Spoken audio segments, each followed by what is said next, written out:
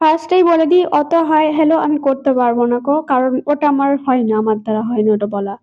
আজ ছিল জগদ্ধাত্রী পুজো। আর দিল্লিতে আমি এই ফার্স্ট টাইম জগদ্ধাত্রী পুজো দেখব।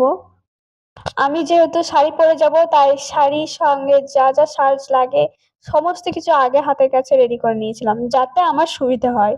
আর একা একা শাড়ি পরা একটু টাফ, বাট কোনো ব্যাপার না। তারপর আমি লক্ষ্য করলাম যে আমি হারটা উল্টো করে পড়েছি।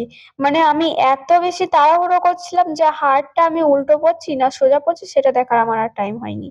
আচ্ছা, আমাকে আজকে কেমন লাগছে একটু জানিও কিন্তু। তারপর হাতে কিছু চুড়িও পরে নিচ্ছিলাম, কারণ হাত ফাঁকা ফাঁকা লাগছিল। চাবি দিয়ে চলে গিয়েছিলাম, ব্যালকনির গেটটাও লাগিয়ে দিয়েছিলাম সাথে। তারপর নিচেই চলে গিয়েছিলাম, আর আমি কিন্তু একা যাব না।